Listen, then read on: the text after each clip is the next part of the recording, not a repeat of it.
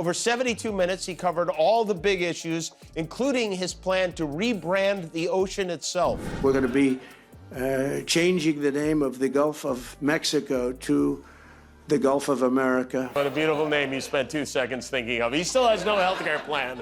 He stayed up almost all night drinking Diet Cokes to come up with the Gulf of America. Coming up, Trump's latest geographical gaffe that's got Mexico in stitches, and cartographers in therapy. We'll break down his plan to rename the Gulf of Mexico, show you Mexico's president's epic clapback, and serve up Jimmy Kimmel's roast hotter than a jalapeno. Plus, we'll explore what other bodies of water Trump might rename next. The Amazon River, more like the Freedom Stream. Don't touch that remote, folks. This is one episode of Making Geography Great Again you don't want to miss.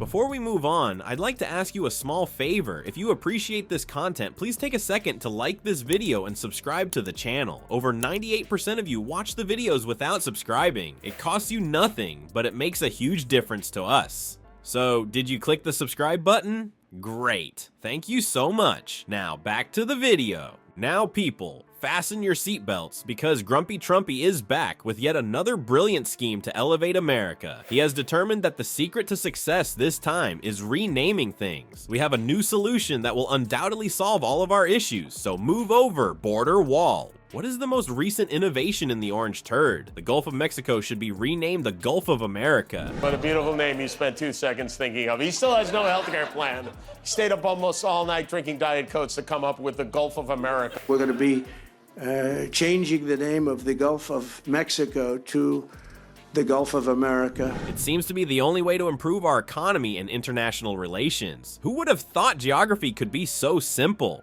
Hold on to your MAGA hats though, because this grand plan has a small glitch. As it happens, Mexico has existed slightly longer than the United States of America. I'm sorry, it appears that someone was too preoccupied with learning how to use a Sharpie to attend many history classes. Trump's reasoning is as obvious as mud. Let's simply rename the water if we can't construct a wall. The issue has been resolved. I mean, when you can just give things a new name, who needs real solutions? Similar to applying a band-aid to a broken leg, it may not be effective, but at least it looks nice. And from now on, tortillas will be known as little round blankets.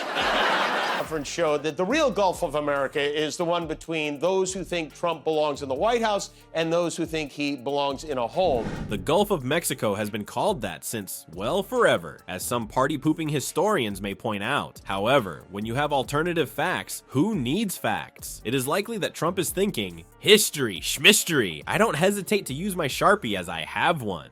But there's still more. There are rumors that Donnie Diapers plans to do more than simply rename the Gulf. What's his next big idea? Canada is being renamed America Junior. Included is extra maple syrup, for nothing says making America great again, more than annexing our friendly northern neighbors. Apologies, Canada. Whether you like it or not, it appears that you will be undergoing a Trump makeover.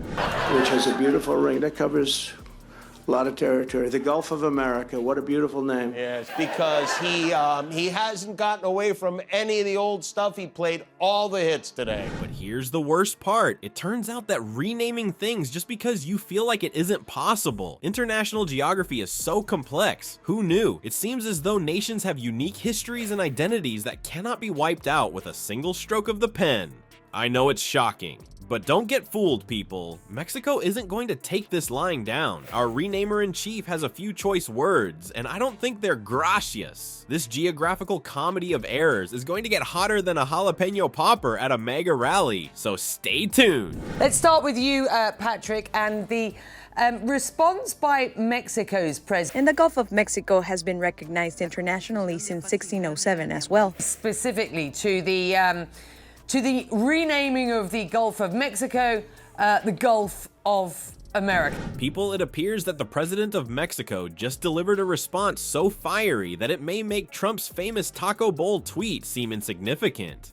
The president of Mexico, Claudia Sheinbaum, chose to play Trump's renaming game, but she turned it up to 11. She responded to Donald's most recent geographical brain fart with a zinger that has everyone from Tijuana to Twitter in stitches, rather than getting all huffy about it. The legality of that, the American president just can't rewrite names on maps necessarily. We're going to call it Mexican America. It sounds beautiful, right? The Gulf of Mexico would somehow be magically renamed the Gulf of America. She had some fun with it at the press conference. Scheinbaum made her counteroffer at a press conference that was likely more entertaining than most comedy specials. Go big or go home if Trump wants the Gulf of America. She recommended that the entire continent be renamed Mexican America. What a twist in the plot. All of a sudden, Trump's idea no longer sounds so fantastic. When someone outscores you at your own game, it's funny how that works. But hold on, things will improve. Scheinbaum went beyond simply changing the name of North America. To make it more appealing, she added a few extra benefits. Everyone gets free guacamole. Poked fun at Donald Trump and actually came back with her own suggestion for what this body of water could be. Why don't we call it Mexican America? It sounds nice, right?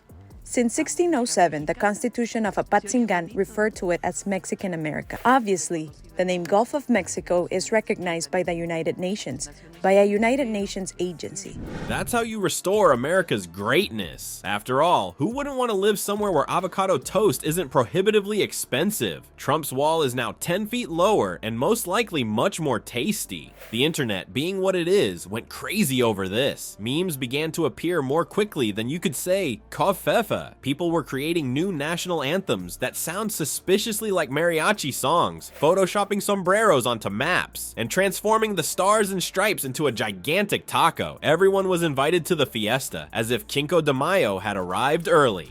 Over 72 minutes, he covered all the big issues, including his plan to rebrand the ocean itself. The real Gulf of America is the one between those who think Trump belongs in the White House and those who think he belongs in a home, because he hasn't gotten away from any of the old stuff. He played all the hits today. This whole mess serves as a reminder that sometimes the best way to handle absurd proposals is to make them even more absurd. Scheinbaum's response is akin to a masterclass on tacos and firefighting. World leaders have previously used comedy to divert attention from Trump's, let's say, unusual foreign policy stance. However, it's possible that this is the first time someone has made us all crave Tex-Mex in the process. People, it appears that Trump's efforts to restore America's greatness through renaming things have backfired more quickly than a badly constructed toupee during a hurricane. Who would have thought geography could be so difficult? You know, we don't even have maps or anything. Experts in politics are shaking their heads so violently that they may require braces for their necks. They claim that Trump's Gulf of America plan demonstrates that his knowledge of international relations is as limited as a toddler's comprehension of quantum physics. He seems to believe that he can simply give things a new name and solve the issue. His next move will be to try to change the name of his impeachments to Presidential Appreciation Days. However, perhaps we're treating the man too harshly. Who among us hasn't attempted to use a Sharpie and a dream to solve intricate geopolitical problems? If nothing else, he always uses the same strategy. Simply rename it and hope no one notices. After all, it's done wonders for his hair. Perhaps the next time he should concentrate on renaming his legal issues rather than renaming bodies of water. Isn't totally innocent guys, totally normal court appearances a romantic sound?